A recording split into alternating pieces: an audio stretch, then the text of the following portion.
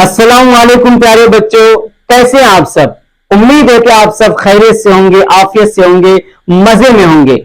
प्यारे बच्चों, आज हम जिस लेसन को पढ़ने जा रहे हैं वो अंग्रेजी की जड़ है, जिसको सीखे बगैर अंग्रेजी अधूरी है। आज हम पढ़ेंगे टेंस के बारे में, वो भी कहानी के माध्यम से। तो चलिए कहानी को शुरू करते हैं। कहानी कुछ इस तरह है। एक बूढ़ा था, उसका नाम था टेंस। उसको 3 लड़का हुआ। एक का नाम रखा प्रेजेंट, और दूसरे का नाम रखा पास्ट, और तीसरे का नाम रखा फ्यूचर। इत्तेफाक देखिए, प्रेजेंट को 4 लड़का हुआ, प्रेजेंट को 4 लड़का हुआ, और पास्ट को भी 4 हुआ, और फ्यूचर को भी 4 लड़के हुए। सभी को 4-4 लड़के हुए।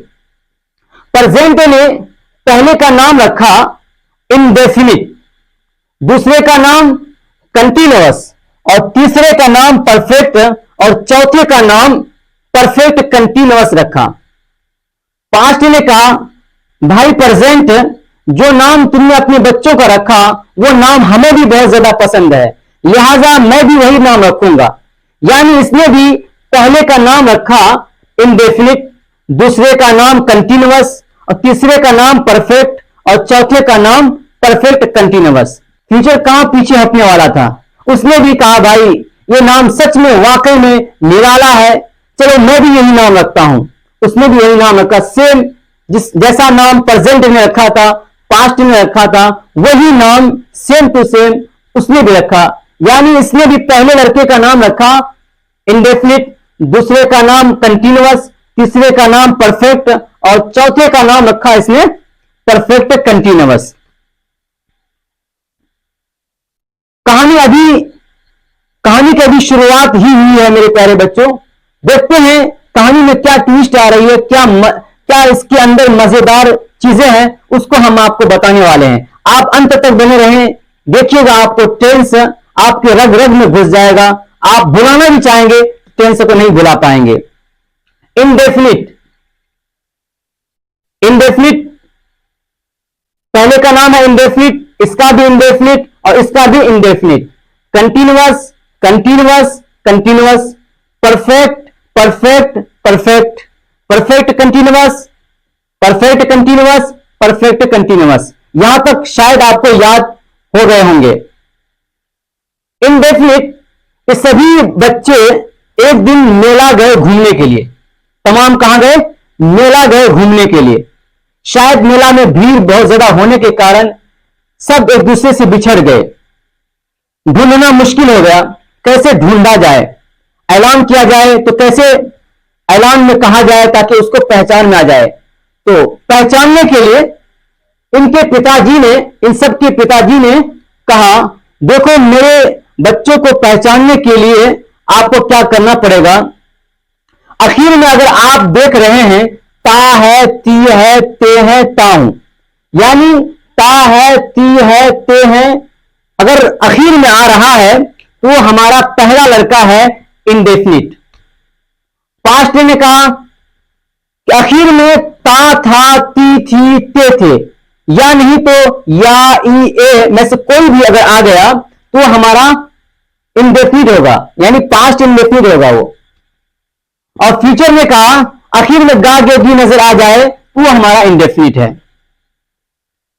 और इनके पिताजी ने, इन सब के पिताजी ने मदद के लिए कुछ लोगों को इनके साथ रखा था। वो कौन कौन है? उसको कहते हैं हेल्पिंग वर्ब। जो मदद के लिए रखा गया था इनके साथ, इन सब बच्चों के साथ, उसको कहते हैं हेल्पिंग वर्ब।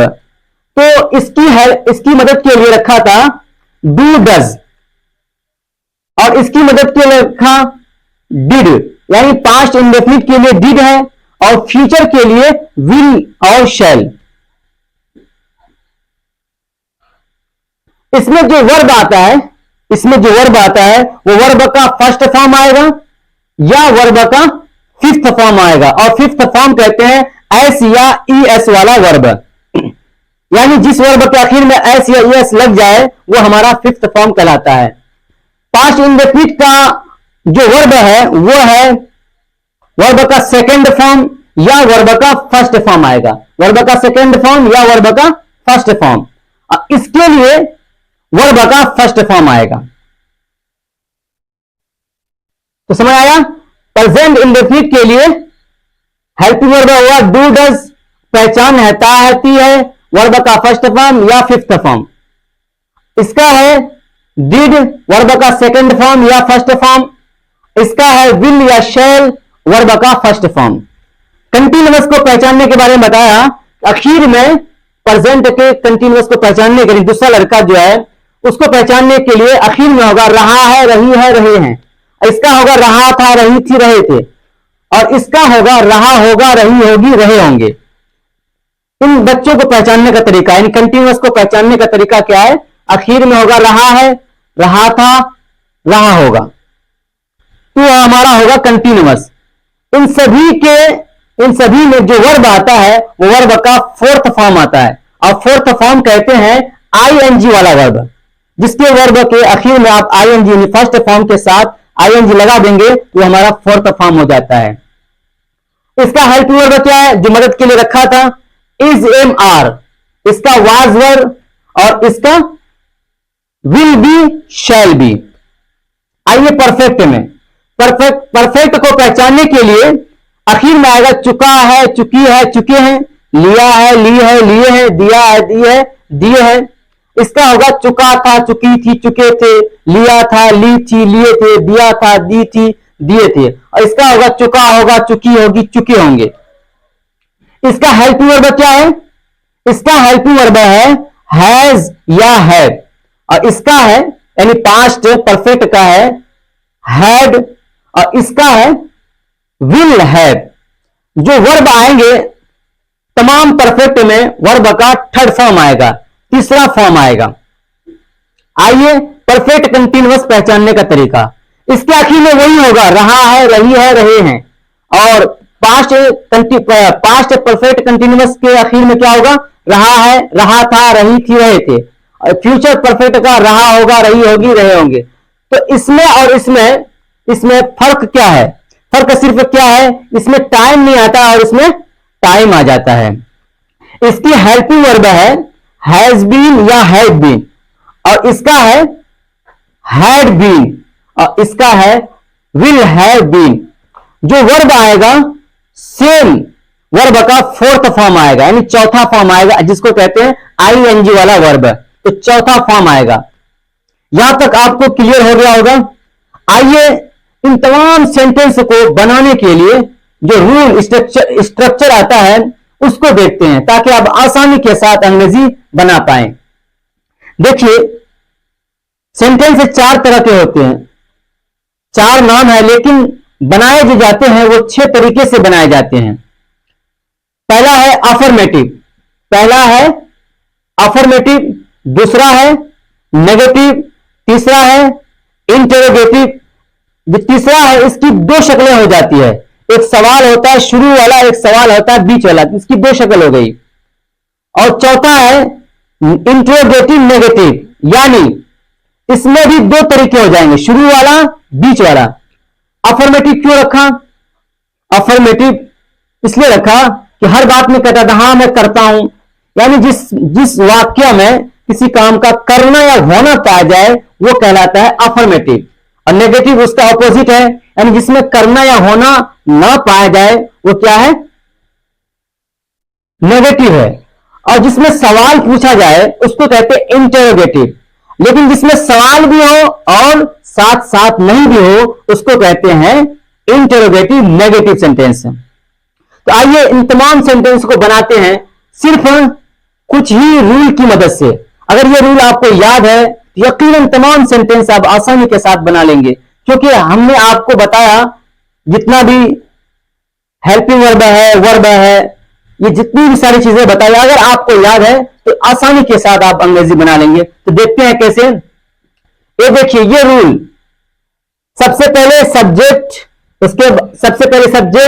उसके बाद हेल्पिंग वर्ब, उसके बाद वर्ब, उसके बाद ऑब्जेक्ट।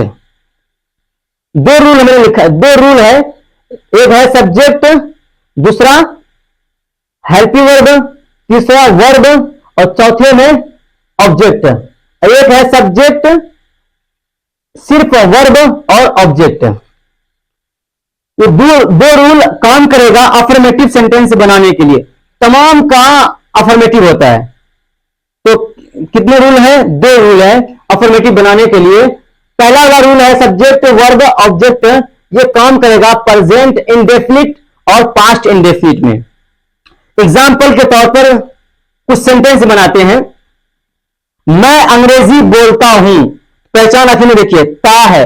मैं अंग्रेजी बोलता हूं, आखिर में आ गया ता है, ये हमारा हो गया प्रेजेंट इंडेफिनिट टेंस। सबसे पहले क्या आएगा?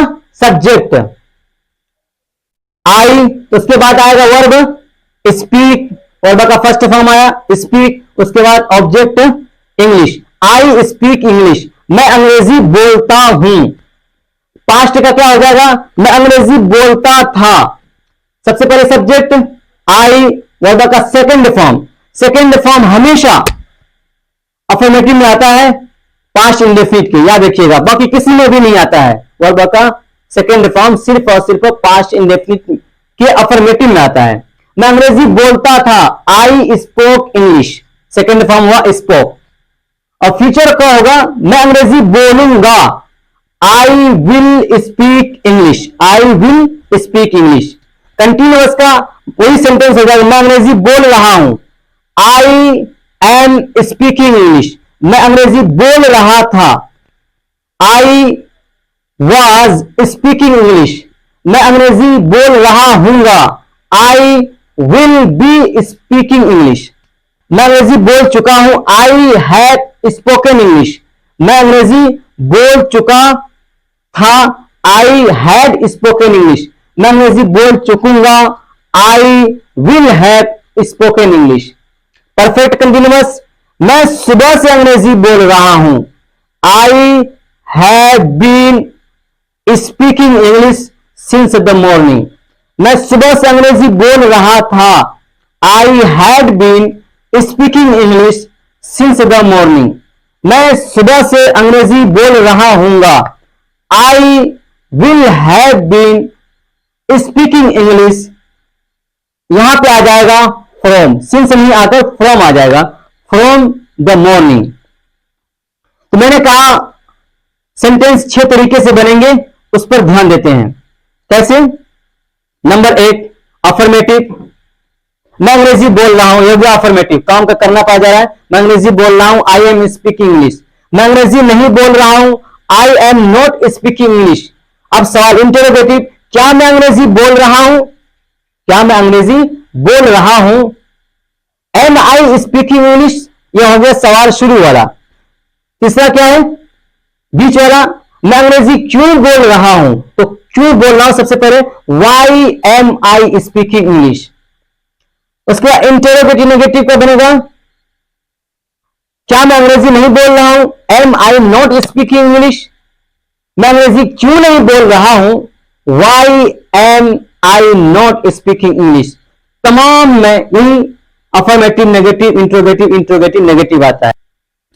तो प्यारे बच्चों, उम्मीद है कि आप सब समझ गए होंगे। अगर आप समझ गए हैं तो इस तरह के और वीडियोस पाने के लिए आप मेरे चैनल को सब्सक्राइब कर सकते हैं और उन बच्चों तक पहुंचा सकते हैं जो सही माहौल ना होने की वजह से वो अंग्रेजी ना सीख पाते हैं, ना बोल पाते हैं।